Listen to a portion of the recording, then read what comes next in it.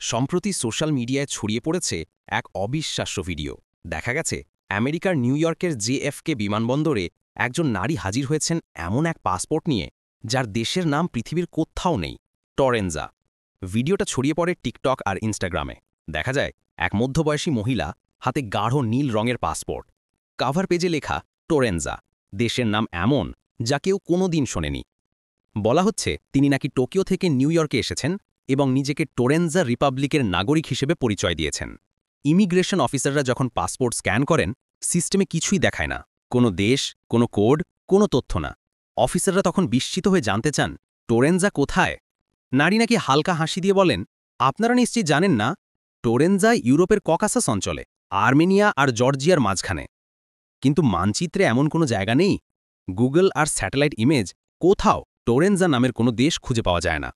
ভিডিওর নিচে হাজার হাজার কমেন্ট। কেউ লিখছে এটা অন্য জগতের মানুষ, আবার কেউ বলছে টাইম ট্রাভেলার, আর কেউ সরাসরি লিখেছে এটা এআই এর তৈরি ভুয়ো ভিডিও। কিন্তু প্রশ্নটা তখনও রয়ে যায়, যদি ভিডিওটা সত্যি হয়, তাহলে সেই মহিলা কোথায় গেলেন? তার পাসপোর্টটা এখন কোথায়?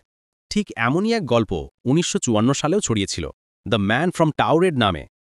সেই সময় টোকিও বিমানবন্দরে একজন লোক নাকি এসেছিলেন একটি টাউরেড নামের দেশ থেকে। কর্তৃপক্ষ মানচিত্রে খুঁজে পায়নি সেই দেশ, আর রাতারাতি সেই ব্যক্তি উধাও হয়ে যান।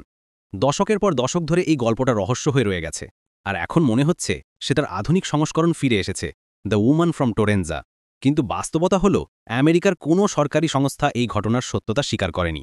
জেএফকে বিমানবন্দর বা ইউএস ইমিগ্রেশন বিভাগ কারও কাছ থেকেই এমন কোনো প্রতিবেদন পাওয়া যায়নি। বেশিরভাগ সংবাদমাধ্যম বলছে এই ভিডিওটি সম্ভবত কৃত্রিম বুদ্ধিমত্তা বা এআই এর সাহায্যে বানানো হয়েছে। মহিলার মুখ, পাসপোর্টের লেখা, এমনকি কণ্ঠ সবই ডিজিটালি তৈরি। তাহলে এটা আমাদের জন্য কি শিক্ষা রাখে? আজকের যুগে সত্য আর মিথ্যার সীমারেখা ক্রমই অস্পষ্ট হয়ে যাচ্ছে। একটা ভিডিও, একটা ছবি মুহূর্তেই ভাইরাল হতে পারে, আর আমরা বিশ্বাস করে ফেলি না জেনেই এর পেছনের বাস্তবতা। টোরেনজার নারী হয়তো সত্যিই ছিল না, কিন্তু তার গল্প আমাদের মনে করিয়ে দেয় যে ডিজিটাল যুগে বিশ্বাস করার আগে যাচাই করা জরুরি।